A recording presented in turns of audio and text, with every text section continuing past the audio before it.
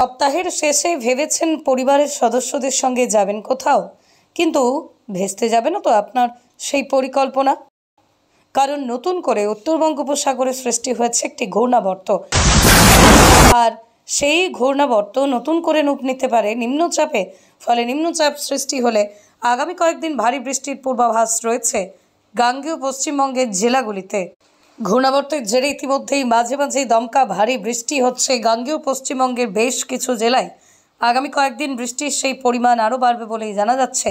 জানা গেছে গাঙ্গেয় পশ্চিমবঙ্গ, বিহার, ঝাড়খণ্ড, বাংলাদেশে এই নিম্নচাপের প্রভাবে হতে পারে ভারী বৃষ্টি, সঙ্গে কোনো কোনো জায়গায় বইতে পারে ঝোড়ো হাওয়া।